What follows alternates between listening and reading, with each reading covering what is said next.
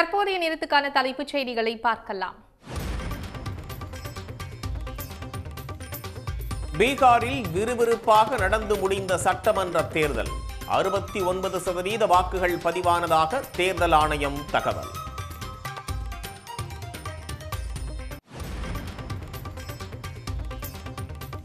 பீகாரில் மீண்டும் பாஜக கூட்டணி ஆட்சி அமைக்கும் என தேர்தலுக்கு பிந்தைய கருத்து கணிப்பில் தகவல். இந்தியா கூட்டணி 115 இடங்கள் வரை வெற்றி பெற வாய்ப்பு.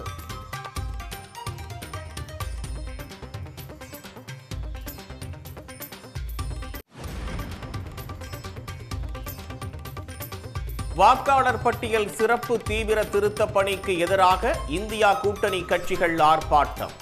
தமிழ்நாடு முழுவதும் மாவட்ட தலைநகரங்களில் நடைபெறும் ஆர்ப்பாட்டத்தில் ஏராளமானோர் பங்கேற்பு. திருடாதே திருடாதே திருடாதே திருடாதே வாக்கை திருடாதே வாக்கை திருடாதே நிறுத்து நிறுத்து நிறுத்து நிறுத்து எஸ்ஐஆரை நிறுத்து எஸ்ஐஆர் எஸ்ஐஆரை தடுப்பதே நம்முன் இப்போதுள்ள ஆகப்பெரும் கடமை என்று முதலமைச்சர் மு.க.ஸ்டாலின் கருத்து. சட்ட போராட்டம் களப் போராட்டம் மூலம் வாக்குரிமையை பாதுகாப்போம் என்றும் சூளுரை.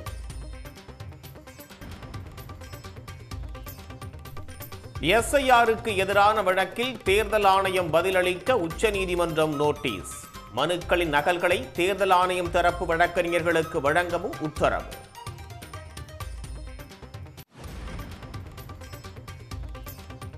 தங்கம் விலை சவரனுக்கு 1760 ரூபாய் உயர்வு. சென்னையில் ஒரு சவரன் 93,600 ரூபாய்க்கு விற்பனை.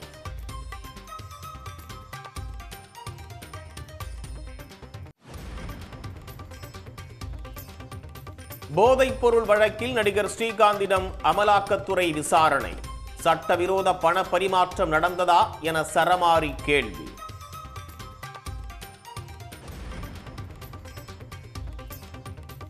கோயில் காவலாளிகள் கொலையில் தொடர்புடையவர்கள் மீது கடும் நடவடிக்கை எடுக்க எடப்பாடி பழனிசாமி வலியுறுத்தல்.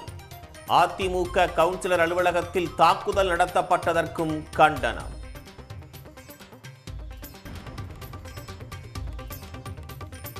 தமிழ்நாடு முழுவதும் அரசு மருத்துவர்கள் சங்கங்கள் சார்பில் கண்டன ஆர்ப்பாட்டம். 11 புதிய மருத்துவக் கல்லூரிகளில் புதிதாக மருத்துவர்கள் நியமனம் இல்லை என கண்டனம்.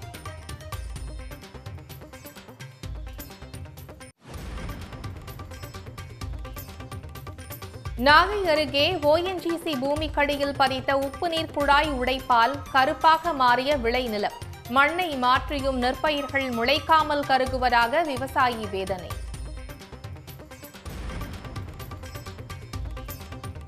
புகழ்பெற்ற கலை இயக்குனர் தோட்டா தரணிக்கு பிரான்ஸ் அரசின் உயரிய விருது அறிவிப்பு. சென்னையில் உள்ள பிரான்ஸ் கலாச்சார மையத்தில் விருதை பெறுகிறார். பீகாரில் 2 கட்டங்களாக சட்டமன்ற தேர்தல் வாக்குப்பதிவு நிறைவுற்ற நிலையில் அங்கு ஆட்சியை பிடிக்கப் போவது யார் என்ற பெரும் எதிர்பார்ப்பு எழுந்துள்ளது. 243 தொகுதிகளை கொண்ட அந்த மாநில சட்டப்பேரவைக்கு முதல் கட்டமாக 121 தொகுதிகளுக்கு கடந்த 6ஆம் தேதி நடைபெற்ற தேர்தலில் 65% வாக்குகள் பதிவாகின. 2ஆம் கட்டமாக 122 தொகுதிகளில் இன்று வாக்குப்பதிவு நடைபெற்றது.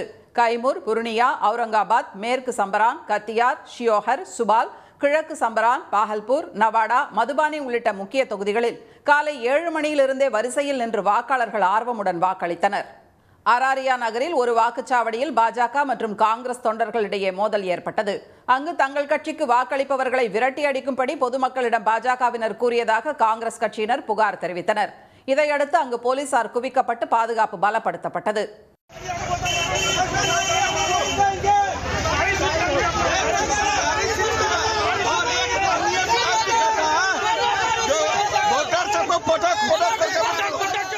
இந்த தேர்தலில் பாஜக, ஐக்கிய ஜனதா தளம் உள்ளிட்ட கட்சிகளின் தேசிய ஜனநாயக கூட்டணிக்கும், ராஷ்டிரிய ஜனதா தளம், காங்கிரஸ் உள்ளிட்ட கட்சிகளின் மகா கூட்டணிக்கும் இடையே பலத்த போட்டி நிலவுகிறது.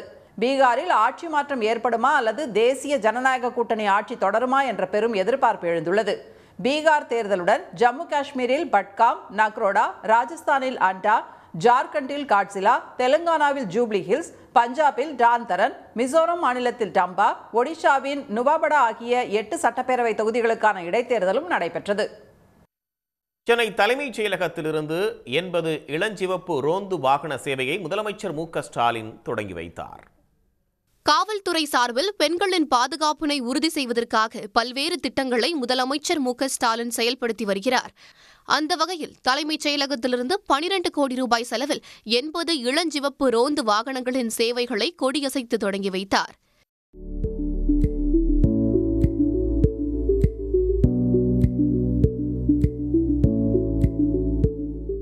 இதனைத் தொடர்ந்து அறநிலையத்துறை சார்பில் சென்னை, செங்கல்பட்டு, கன்னியாகுமரி, தருமபுரி மாவட்டங்களில் கட்டப்பட்டுள்ள அர்ச்சகர்கள் மற்றும் பணியாளர்களுக்கான குடியிருப்பு ஒதுக்கீட்டு ஆணைகளை வழங்கினார். விருதுநகர் மாவட்டத்தில் 61 கோடியே 74 லட்சம் ரூபாய் செலவில் கட்டப்பட்டுள்ள சாலை மேம்பாலத்தை பொதுமக்கள் பயன்பாட்டிற்காக திறந்து வைத்தார். இதன் பின்னர் 120 பணியிடங்களுக்கு தேர்வு செய்யப்பட்டவர்களுக்கு பணி நியமன ஆணைகளையும் அவர் வழங்கினார். இதேபோல தமிழ்நாடு இயல் இசை நாடக மன்றத்தின் சார்பில் 525 கலைஞர்களுக்கு 85 லட்சம் ரூபாய்க்கான நிதி உதவிகளை முதலமைச்சர் மு.க.ஸ்டாலின் வழங்கினார். வாக்குரிமையை பறிப்பதற்கு துணை போகும் சதியில் எடப்பாடி பழனிசாமியும் ஒரு பங்குதாரர் என அமைச்சர் ரகுபதி குற்றம் சாட்டியுள்ளார்.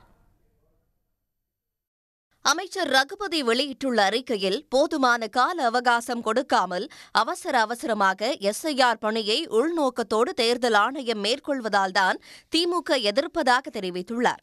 எஸ்ஐஆரை ஆதரித்து பாஜக கூட வழக்கு போடாத நிலையில் இந்தியாவிலேயே கார் வைத்துள்ள கரகாட்ட கோஷ்டி நாமதா என்ற காமெடியை போல இந்தியாவிலேயே எஸ்ஐஆரை ஆதரித்து வழக்கு தாக்கல் செய்த ஒரே கட்சி அதிமுக தான் என்றும் அமைச்சர் ரகுபதி விமர்சித்துள்ளார். எஸ்ஐஆருக்கு எதிராக வழக்கு போட்டு ராஜ விசுவாசத்தை காட்டுவது வெட்கக்கேடு என்றும் அவர் சாடியுள்ளார்.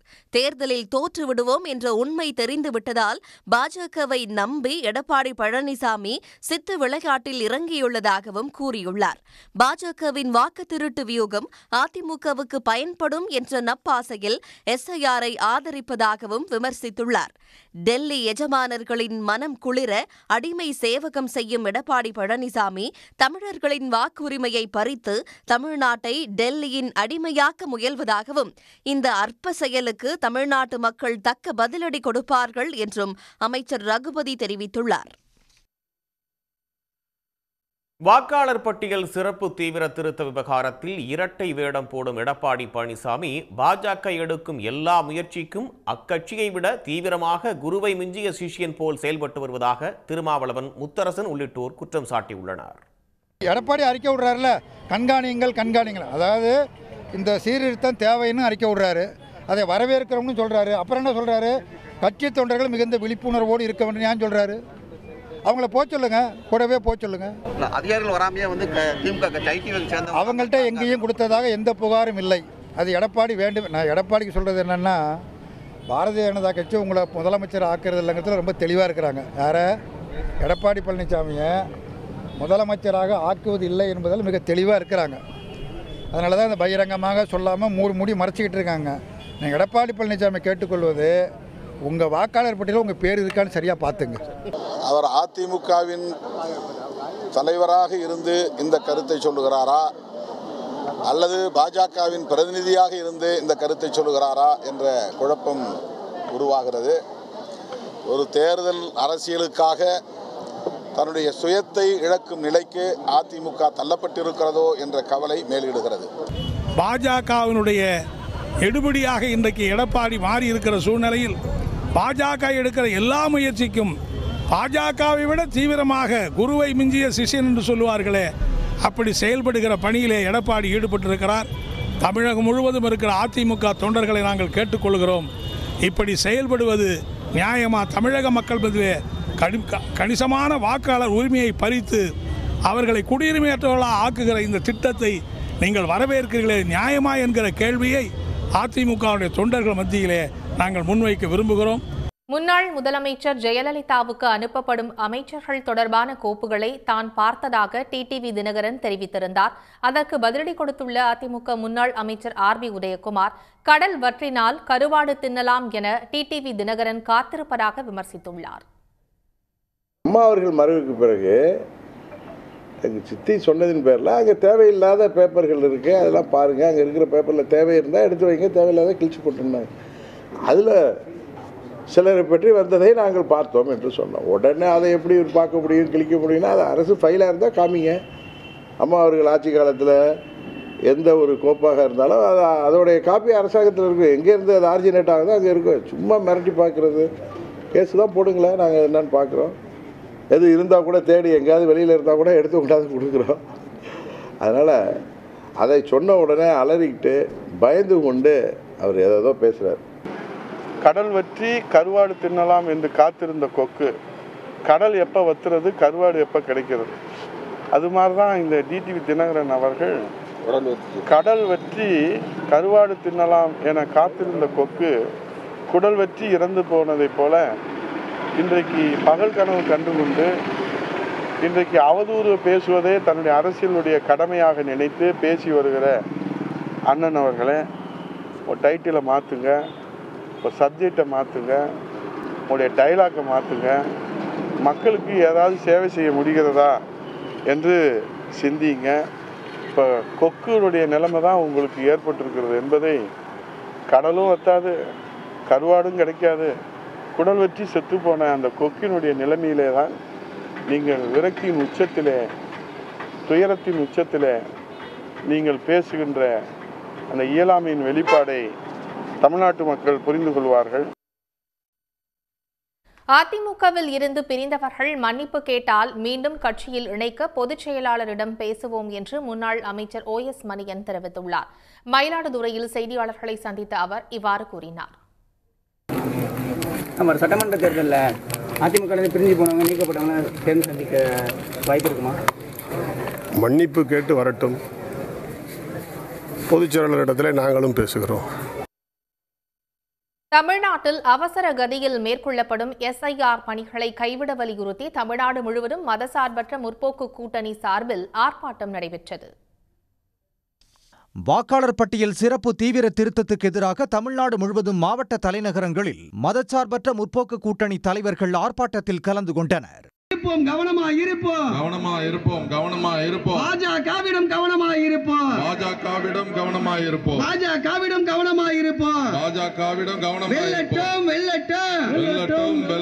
மதசார்பற்ற கூட்டணி கட்சிகளே, SIR-ஐ எதிர்த்து ஆர்ப்பாட்டம் வெல்லட்டும். பெரம்பலூரில் நடைபெற்ற போராட்டத்தில் பங்கேற்று பேசிய திமுக MP R. ராசா பாஜக ஆட்சியில் குடியரசுக்கே ஆபத்து ஏற்பட்டிருப்பதாக கவலை தெரிவித்தார். நான் மந்திரியா இருந்தா எனக்கு என்ன ஒரே ஓட்டு, அதே ஓட்டு தான் என் டிரைவருக்கு, அதே ஓட்டு தான் என்னுடைய சமயக்காரருக்கு. பிரதமருக்கு ஒரு ஓட்டு, பிரதமர் வீட்டில் கக்கூஸ் கழுவுறாங்க, அவனுக்கு ஒரே ஓட்டு. இந்த ஒரு ஓட்டு அதிகாரத்தை ஏற்படுத்த வேண்டும் சொல்றோம்ல, இவர்கள் எல்லோரும் சேர்ந்துதான் இந்த அரசாங்கத்தை கொண்டு வர வேண்டும் என்பதுதான் குடியரசு. இந்த குடியரசுக்கு இது வரைக்கும் ஆபத்தே வந்ததில்லை. யாரும் ஓட்டு போடுறது தடுத்ததே கிடையாது. வருவாங்க, நிற்பாங்க, 18 வயசு ஆச்சான்னு கேட்பாங்க, 18 வயசு ஆயிடுச்சு, பேர் சொல்லுவாங்க, அப்பா பேர், அவ்வளவுதானே அப்படிதானே சேர்த்தாங்க. நாகை, தஞ்சாவூர், நெல்லையில் மதச்சார்பற்ற முற்போக்கு கூட்டணி சார்பில் நடைபெற்ற ஆர்ப்பாட்டத்தில் ஆயிரக்கணக்கானோர் பங்கேற்றனர்.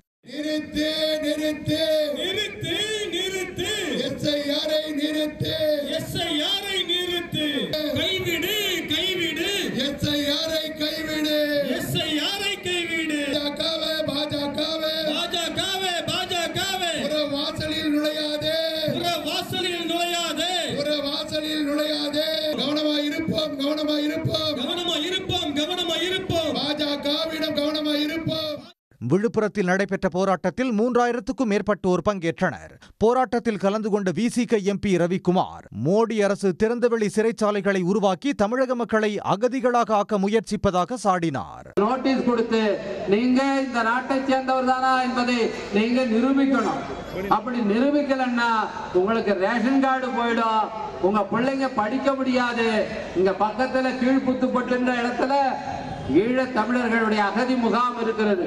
அந்த அகதி முகாமிலே இருக்கிற ஈழத் தமிழர்களுடைய கதி என்னவோ அந்த கதி தான் நமக்கு எல்லாருக்கும் ஏற்படும். சென்னை அடுத்த மாதவரம் பஜாரில் MLA சுதர்சனம் தலைமையில் திமுக கூட்டணி கட்சிகள் பங்கேற்ற கண்டன ஆர்ப்பாட்டம் நடைபெற்றது. புறவாசலில் நுழையாதே, குழப்பாதே, மக்களை குழப்பாதே, உடனே நிறுத்து, SIR-ஐ உடனே நிறுத்து. திருச்சியில் IUML தலைவர் காதர் மொய்தீன், காஞ்சிபுரத்தில் தமிழக வாழ்வுரிமை கட்சி தலைவர் வேல்முருகன், செங்கல்பட்டில் மனிதநேய மக்கள் கட்சி தலைவர் ஜவாஹிருல்லா, திருவண்ணாமலையில் மனிதநேய ஜனநாயக கட்சி தலைவர் தமிமுன் அன்சாரி உள்ளிட்ட கூட்டணி கட்சி தலைவர்கள் பங்கேற்றனர். செய்யாதே செய்யாதே செய்யாதே செய்யாதே வாக்காளர் பட்டியலில் முறைகேடு செய்யாதே வாக்காளர் பட்டியலில் முறைகேடு செய்யாதே முறைகேடு செய்யாதே முறைகேடு செய்யாதே முறைகேடு செய்யாதே முறைகேடு செய்யாதே வாக்காளர் பட்டியலில் முறைகேடு செய்யாதே வாக்காளர் பட்டியலில் முறைகேடு செய்யாதே. SIRக்கு எதிராக தூத்துக்குடியில் திமுக MP கனிமொழி தலைமையில் நடைபெற்ற கண்டன ஆர்ப்பாட்டத்தில் திரளானோர் பங்கேற்று முழக்கம் எழுப்பினர். தமிழ்நாடு, புதுச்சேரி மற்றும் மேற்கு வங்க மாநிலங்களில் நடைபெறும் வாக்காளர் பட்டியல் சிறப்பு தீவிர திருத்த நடவடிக்கைகள் குறித்து விளக்கம் அளிக்க தேர்தல் ஆணையத்துக்கு உச்சநீதிமன்றம் உத்தரவிட்டுள்ளது. பீகார் மாநிலத்தை தொடர்ந்து தமிழ்நாடு, புதுச்சேரி, மேற்கு வங்கம் உள்ளிட்ட மாநிலங்களில் SIR எனப்படும் வாக்காளர் பட்டியல் சிறப்பு தீவிர திருத்த பணிகள் தொடங்கியுள்ளன. இதற்கு தடை விதிக்க கோரி திமுக, மார்க்சிஸ்ட் கட்சியின் தமிழ் மாநில செயலாளர் திரு பே. சண்முகம், மேற்கு வங்க காங்கிரஸ், திரிணாமுல் காங்கிரஸ் சார்பில் உச்ச நீதிமன்றத்தில் மனுக்கள் தாக்கல் செய்யப்பட்டன. இந்த மனுக்கள் நீதிபதி திரு சூரியகாந்த் தலைமையிலான அமர்வில் இன்று விசாரணைக்கு வந்தது. அப்போது திமுக சார்பில் ஆஜரான மூத்த வழக்கறிஞர் திரு கபில் சிபல், SIR நடத்தப்படும் காலம் பருவமழை காலம் என்றும் வருவாய்த்துறை அதிகாரிகள் பருவமழை பாதிப்பு மற்றும் வெள்ள பாதிப்பு பணிகளில் ஈடுபட்டிருப்பார்கள் என்றும் சுட்டிக்காட்டினார். போதிய அவகாசம் கொடுக்காமல் அவசரமாக SIR பணிகளை மேற்கொள்வது வாக்காளர்களின் ஜனநாயக உரிமையை பாதிக்கும் செயல் என்று கூறிய திரு கபில் சிபல், இது சட்டப்பூர்வமானதுதானா என்ற அச்சம் குறித்தும் விசாரிக்க வேண்டும் என வலியுறுத்தினார். அப்போது குறுக்கிட்ட நீதிபதிகள் பல்வேறு பிரச்சனைகள் இருந்தாலும் அனைத்துக்கும் தேர்தல் ஆணையம் உரிய விளக்கத்தை கொடுப்பார்கள் என்று கூறினர். அனைத்து மனுக்களையும் தேர்தல் ஆணைய வழக்கறிஞரிடம் வழங்குமாறு கூறிய அவர்கள் 2 வாரங்களுக்குள் அவற்றுக்கு பதிலளிக்க உத்தரவிட்டனர். அப்போது தேர்தல் ஆணைய தரப்பில் SIR மனுக்களை உயர் நீதிமன்றங்கள் விசாரிக்க அனுமதிக்க கூடாது என கோரிக்கை விடுக்கப்பட்டதை ஏற்று தடை விதித்த நீதிபதிகள் ஏற்கனவே வழக்கு தொடரப்பட்டிருந்தால் விசாரணையை நிறுத்துமாறு உத்தரவிட்டனர். அதிமுக சார்பில் தாக்கல் செய்யப்பட்ட இடையீட்டு மனுவை ஏற்க மறுத்த நீதிபதிகள் ஒவ்வொரு தரப்பிலும் வாதங்கள் மாறுபடும் என்பதால் ரிட் மனுவாக தாக்கல் செய்ய உத்தரவிட்டனர். ஆனால் தாங்கள் SIRஐ எதிர்க்கவில்லை என்றும் அதனால் தான் இடையீட்டு மனு தாக்கல் செய்யப்பட்டிருப்பதாகவும் அதிமுக வழக்கறிஞர் தெரிவித்தார். ஆனால் ரிட் மனுவாக தாக்கல் செய்யாவிட்டால் வாதிட அனுமதிக்க முடியாது என்ற நீதிபதிகள், நீங்கள் விரும்பும் மாடலில் SIR பணிகள் நடக்க வேண்டும் என விரும்புகிறீர்களா என்று கேள்வி எழுப்பினர். தமிழ்நாடு உள்ளிட்ட மாநிலங்களில் நடைபெறும் வாக்காளர் பட்டியல் சிறப்பு தீவிர திருத்த பணிகளை தொடர தடையில்லை என்று கூறிய நீதிபதிகள் விசாரணையை நவம்பர் 26ஆம் தேதிக்கு ஒத்திவைத்து உத்தரவிட்டனர். உடனுக்குடன் செய்திகளை தெரிந்து கொள்ள சன் நியூஸ் பெல் ஐகானை கிளிக் பண்ணுங்க.